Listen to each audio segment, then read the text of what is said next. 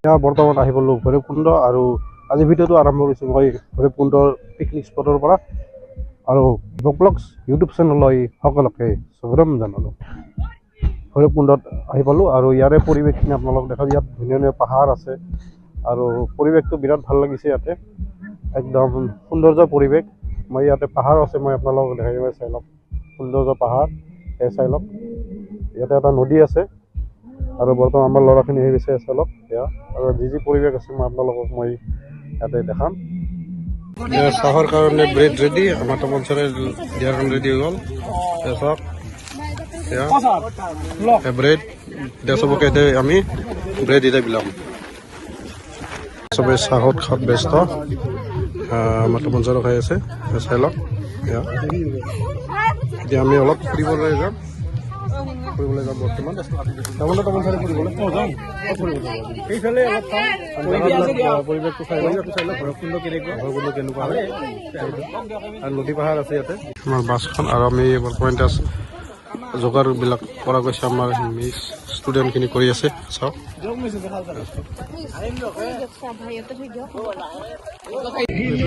কাৰণে যাই আছো আগত আৰু এইপিনে পুৰা চেল্ফি লৈ লৈ গীত চলি আছে চাওক। চেল্ফি আমি এতিয়া আগলৈ যাওঁ আৰু তাৰে গোটেই পৰিৱেশ ইয়াৰ পৰিৱেশটো ভাল লাগিছে, একদম ধুনীয়া একদম। আৰু এখন আপোনালোকক মই পাহাৰ দেখাওঁ চাওক, কি মজা পাহাৰ একদম মজা লাগিছে পাহাৰত চাম। একদম ওচৰলৈ দেখাই দিওঁ এয়া। আৰু ওচৰত আৰু এখন আছে পাহাৰ, সেইখন বিৰাট চিংগুল হিচাপে আছে, মই ওচৰত যাবৰ কাৰণে চেষ্টা কৰিম।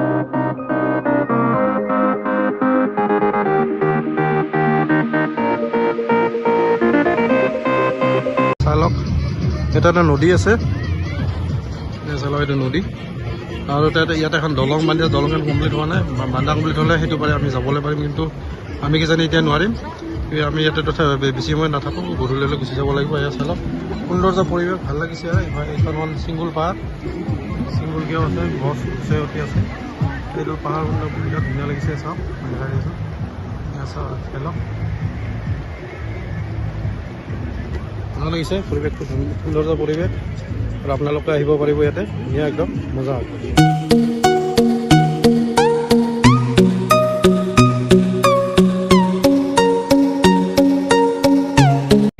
আমি অলপ প্লেছৰ কাৰণে যাই আছোঁ, ধুনীয়া আমাৰ লগত মেমতে আছে। আৰু কেনে লাগিছে আপোনাৰ ইয়াতে? ভালেই, আমাৰ ভৈৰৱকুণ্ড অৱস্থাটো খুব ভালেই ভালেই লাগিছে। মানুহ হয় ইয়াতে সদায়, আৰু ইয়াতে পুৰা পাহাৰ পৰ্বতো আছে, পৰিষ্কাৰ পৰিচ্ছন্ন কৰি ৰাখিছে কৰ্তৃপক্ষই। তাৰ বাবে এতিয়া অলপ ধন্যবাদ জ্ঞাপন কৰিছোঁ। ধন্যবাদ আপোনাক। আৰু আমাৰ পৰ্যটকসকলক আকৌ সুবিধা অলপ বেছিকৈ দিয়ক, সুন্দৰ কিমান ছেট বনাই দিয়ক ইয়াতে চাৰ কাৰণে অলপ ধুনীয়া পৰিৱেশটো আৰু পৰিৱেশ বনাই দিয়ক, পাৰ্মানেণ্ট ছেট। তাতে পিকনিক খাবলৈ অহা লোকসকলে ইয়াত বহি অলপমান চাহ জিৰাব পাৰে। ইয়াত সুবিধাখিনি দিব লাগে এতিয়া মানে বনভোজ দল বেছিকৈ আহিব। গতিকে ভৱিষ্যতলৈ ইয়াতে আমি আহিলে ভাল সুবিধা পাওঁ, ভাল সুবিধা হয়। তাৰ বাবে আমি কৰ্তৃপক্ষলৈ ধন্যবাদ আপোনাক। আৰু মেমহঁতৰ ভাল লাগিছে ন আহি? ইয়াতে ভাল লাগিছে ন আহি? বহুত ভাল লাগিছে, পৰিৱেশটো বহুত ধুনীয়া হৈ যায়। পৰিৱেশখিনি আপোনাৰ ইয়াত পুৰা গছ গছনি আছে, ইয়াত চাই লওক বহুত বিভিন্ন ধৰণৰ গছ গছনি ইয়াতে আছে।